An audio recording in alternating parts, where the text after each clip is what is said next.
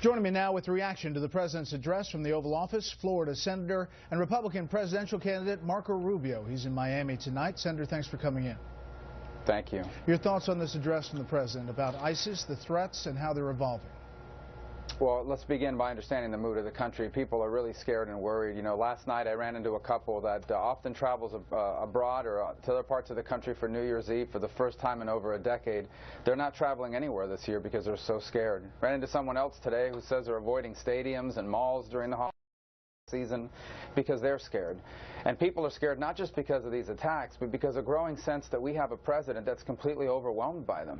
I mean, this is a president that called them the JV when they first emerged, ISIS did. Then just on the eve of the Paris attacks, basically argued that they were being contained, called the attacks in Paris a setback as opposed to a widespread terrorist attack that showed real progress on behalf of ISIS. After Paris, by the way, the only emotion the president ever showed on his overseas trips is when he was attacking the GOP on the debates we were having here about what to do with the Syrian refugee program. And nothing that happened in this speech tonight is going to assuage people's fears. First of all, we heard tonight that the same strategy that has brought us to this point is the strategy he is going to continue with. I mean, he honestly believes that there is a coalition fighting against ISIS. This is absurd. There is no such coalition. A lot of countries that have put their names onto a piece of paper, but the reality of it is we continue to conduct very limited air assaults, and you can't just defeat them from an air perspective. And we can talk about that more in this interview, I suppose. Yeah. But if you look beyond that tonight, he announced nothing new other than we need gun control, even though it would have done nothing to prevent the attack in California.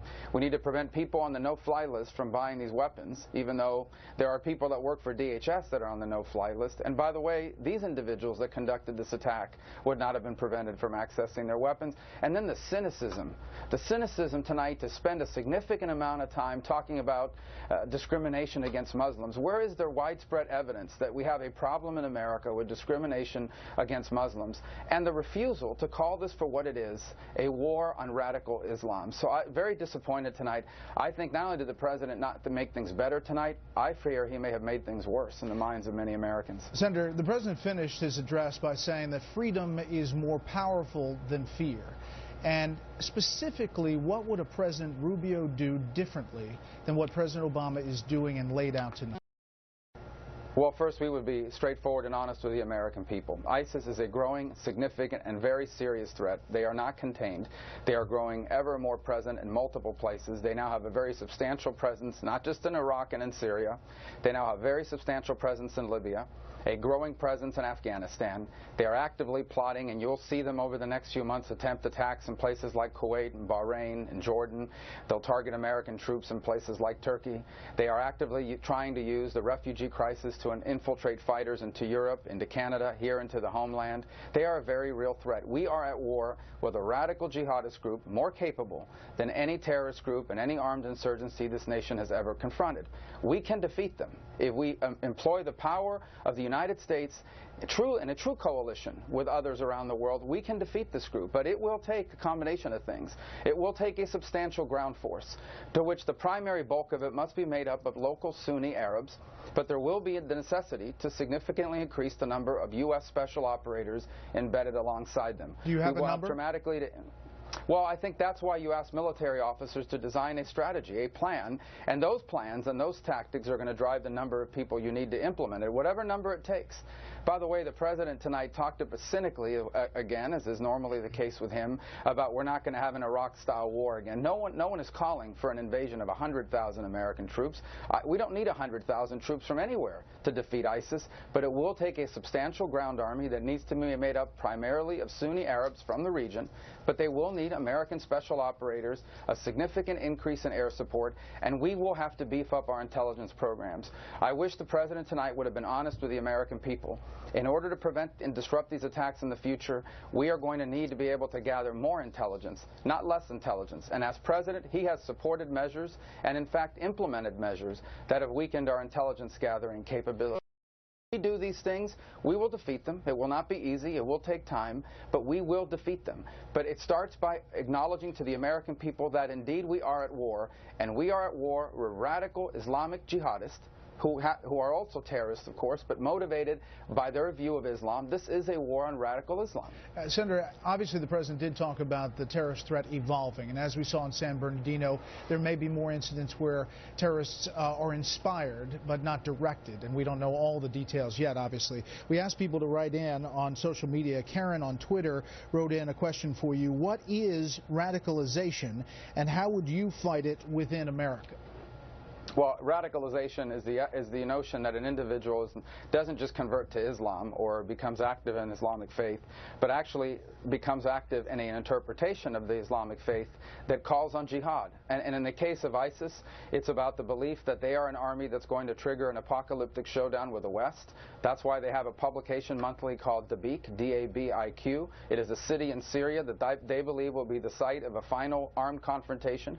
These people that are becoming radicalized are being inspired to join the army that's going to win that fight and usher in a global caliphate. And by the way, the threat of a homegrown violent extremist is the most significant and dangerous development in this entire war on terror, because they become undetectable. In essence, you're talking about individuals that were on no database. No one had any reason to be concerned about them, apparently, until the day of this attack. And these are very difficult plots to disrupt. Sometimes they involve family relationships, as in the case of the Boston Marathon, obviously in the case of the attack in California. We need better intelligence gathering capabilities to try to disrupt them, and more importantly, in this particular case, what I'm most interested in is whether they get $30,000 to $40,000, which is what it would have cost at least to assemble the arsenal that they did for the pipe bombs, and because based on what he earned working as a health inspector, no way he paid for this. So they may have been inspired, but someone funded this, and this is a critical development we need to know more about. Senator, you were completely dismissive of the president's talk about preventing someone on a no-fly list from getting a gun. Obviously, the New York Times, in kind of an unusual move since really the 1920s, put a New York Times editorial on the front page saying recently, it is a moral outrage and a national disgrace that civilians can legally purchase weapons designed specifically to kill people with brutal speed and efficiency. America's elected leaders offer prayers for gun victims and then callously and without fear of consequence reject the most basic restrictions on weapons of mass killing, as they did on Thursday. They distract us with arguments about the word terrorism. The New York Times continuing, let's be clear, these spree killings are all in their own ways acts of terrorism. Your reaction to that? Well, certainly they're all horrible tragedies, but there's a difference between that. Not that one is worse or better than the other, but in the case of radical Islam, we are battling a ideology that goes much deeper than just a grievance someone has or some domestic issue that may happen or mental illness.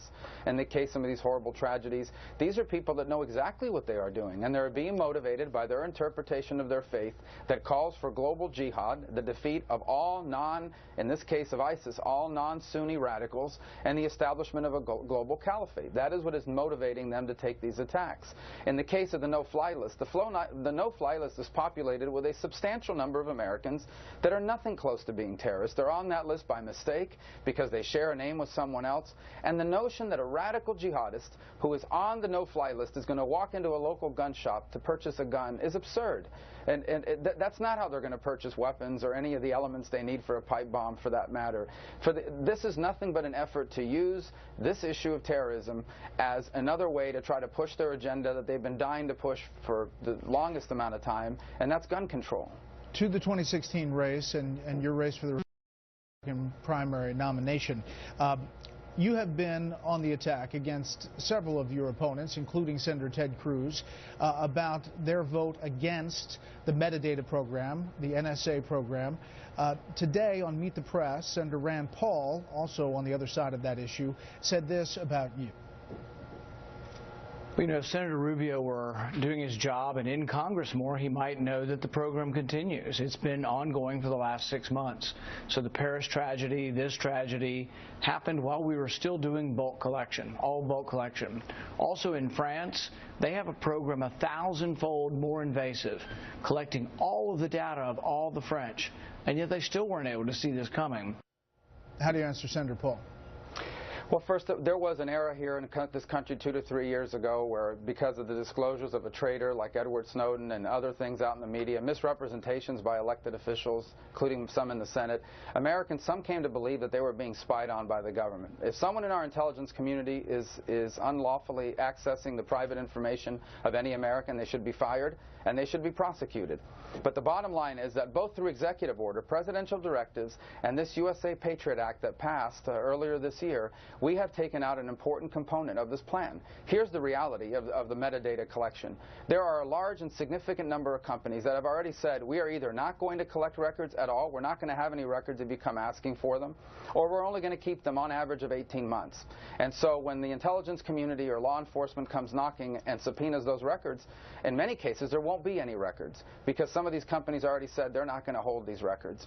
And the result is that we will not be able, in many cases, to put together the full puzzle, the full picture of some of these individuals. In the case of these individuals that conducted this attack, we cannot see any phone records for the first 3 years in which he was. You can only see him up to 2 years to 3 years. You will not be able to see the full 5-year picture. Maybe it provides some information, maybe it doesn't. But we need every tool at our disposal. We are fighting an enemy here in radical Islam and in homegrown violent extremists unlike anything this nation has ever faced.